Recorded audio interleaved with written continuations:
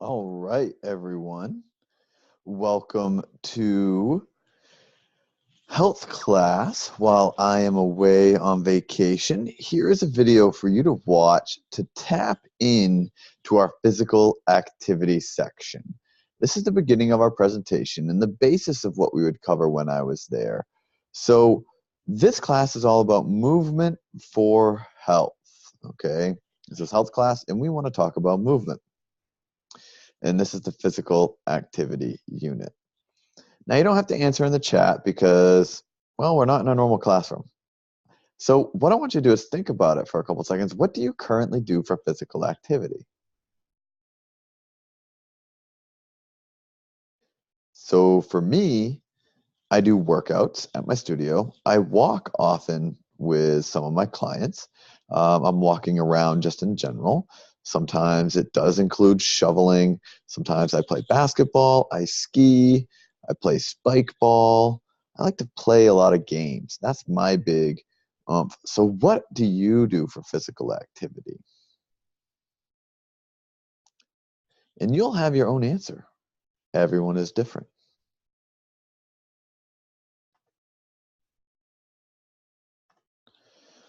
So what is classified as physical activity? We'll go over this as a group when I'm there. But I want to know what your guys' thoughts are. What is classified as physical activity? Think about this and you'll respond to it next week when I am back. And then think about, why do we need physical activity for health? What's important about it?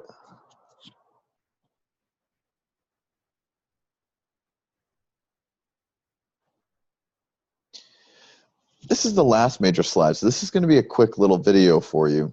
But movement is essential, exercise is optional. That's a crucial saying. We must move, but we don't have to exercise. So we want to describe intentional movement versus exercise. Exercise is this limited bubble, and it tends to have a negative connotation, like, oh, I got to exercise, I got to do it. It's one of these haves that need to happen. But we have to change our mindset. We have to think about it differently and understand that movement is what we're after. Intentional movement. I might park further away so I get extra steps in. I might hike up a mountain, not for exercise, but because I want to move. Movement is broad. I can move in 3 planes of motion in a variety of different ways, which we'll talk about in just a minute. It all comes down to lifestyle, and we'll cover that in a later slide as well. I also will show you, when I'm not there, what happens if we don't move. If we don't move, tissue gets dehydrated and can't slide and becomes more dense, and it's not very fun. So we must move every which way we can to provide lubrication in all my joints and along the sliding surfaces, be it my muscles and ligaments and fascia, that all come together. Now, lifting heavy weights, is that movement, exercise, or both? Well, it depends on how you do it. If it's movement, it's definitely exercise, because exercise is a form of movement, right? So if it's exercise, it's always going to be movement. Lifting heavy weights can definitely be exercise, and 9 times out of 10 is, which means 9 times out of 10 is movement, at least. But I'm going to say 10 times out of 10 is movement. Now, how can we lift heavy weights while providing variety? Now, we know we need to provide variety because it moves us in different ways. And what that does is, again, it lubricates the joints. But it also works to build bone density. We are adaptable creatures. If I have a bone that needs to get stronger, well, if I walk on it, that'll provide some density. If I run on it, a little bit more because there's more impact. But if I only go in one direction, it's going to adapt to the forces that are coming in. So if I go omnidirectional or multi-directional, a variety of different ways. So if I squat with different foot stances, or if I lean certain directions, if I go on one leg and do a different reach, that is going to tell my body to respond in a certain way. That is going to help build that bone density, that muscle mass, and the ability to control force in those directions. Also, variety helps build neuroplasticity, which helps with learning. Okay? So we understand that physical health is important. How important is it? Well, let's check this out.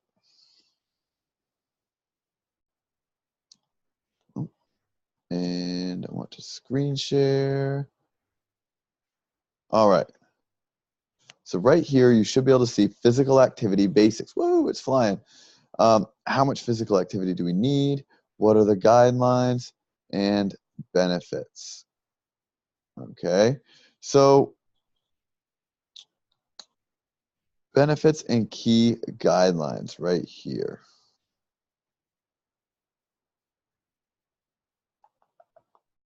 Sorry, it'll take a second to load. Apparently my computer doesn't want to be super fast today.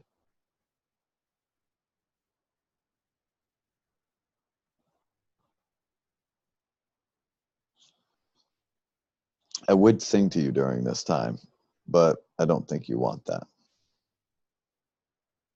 Let's come back here.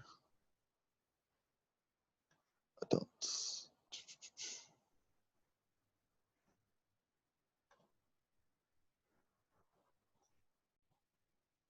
Okay.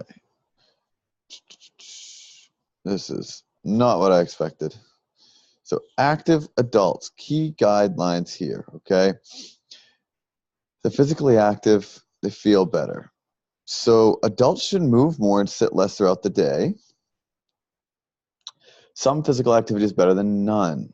So at least do something. Okay, adults should do 150 minutes or 2.5 hours to 300 minutes or 5 hours of moderate intensity per week, or 75 minutes to 150 minutes of vigorous intensity, or an equivalent combination of moderate and vigorous aerobic activity. It should be spread throughout the week, not just in one day. We can't just do it in one day. That's why in PE class, there's 5 days of activity due instead of a certain amount of time. You have to do a half hour each day. All right.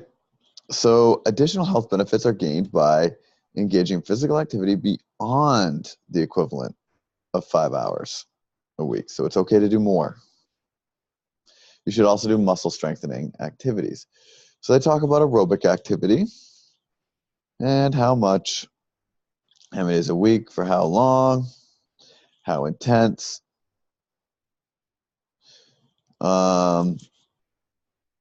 Some different examples of aerobic activities. So for moderate and vigorous.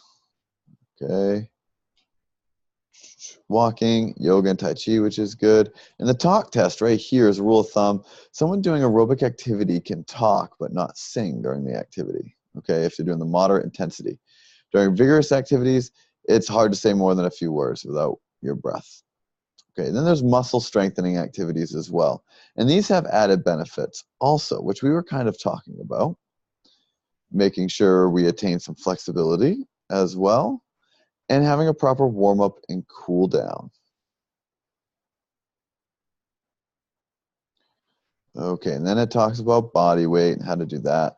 Staying active, having real-life examples, different ages, 40-year-old, 20-year-old, and then it goes into older adults. And there's different things there for it as well. Okay.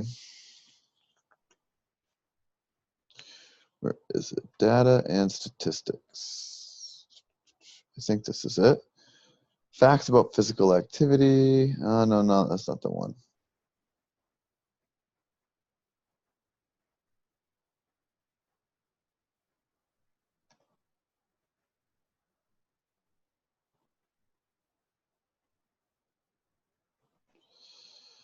Huh.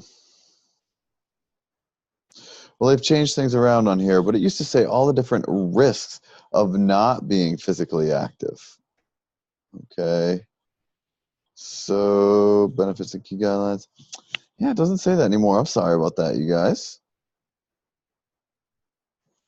It talks about the benefits of physical activity. So I'm just going to see if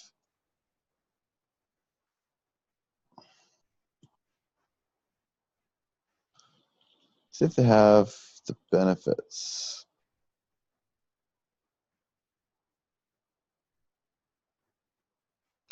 Yeah, it goes back there. We'll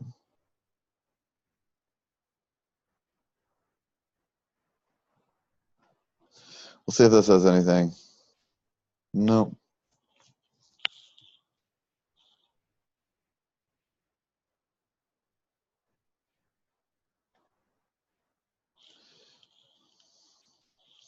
Oh, this talks about it a little bit. Half of the adults get the physical activity they need to help prevent chronic disease. 1 in 2 adults that live with chronic disease. $117 billion in healthcare costs associated without physical activity. That's enough. So military readiness. Only 1 in 4 young adults are too heavy to serve in our military. Young adults, wow. 1 in 10 premature deaths. 1 in 8 cases of breast cancer, colorectal cancer, diabetes, and heart disease, different cases, okay? Physical activity is necessary. So, benefits for children, here is what I was looking for. It reduces your risk of depression, improves fitness at many levels, and favorable body composition. Attention, that's key for a lot of us, staying attentive. And then for adults, it lowers high blood pressure, stroke, again, aerobic fitness, mental health, cognitive function, so without brain fog, being clear thinking, reduces arthritis symptoms, and it prevents weight gain. For the aging, it can help improve sleep, risk of falling, it can improve balance, joint mobility, and extend years of active life, which is key. If we're not active, it's hard to live vitally. And it helps prevent weak bones and muscle loss. It also delays the onset of cognitive decline, so like age related brain disorders. So there's a lot of benefits for the communities, whether it's economic, in your workforce, or just safety in general. So a lot of good benefits there, and why we should be active. Okay. Back to our PowerPoint show. Okay, so you can see that it affects all other aspects, not just physical. It's not just saying, oh, your physical health will be better. It's telling you it can help brain function. And I talked about neural pathways, bone density. I know that's physical. Social health. If you're physically active, you can do it with friends, and it's a great way to play and be with friends. Okay. I know this is a short video, just getting you ready for the upcoming section on physical activity, but I hope you enjoy it. I hope it gears you up. Don't forget that you still owe a log this week. You still have to be physically active. So you still have your 5 days to do of, oh wait, sorry, that's PE. Just kidding. You have your quizzes to do. You have quizzes this week. Hopefully you did your test the end of last week, March 15th. And I will see you in a week, you guys. Have fun.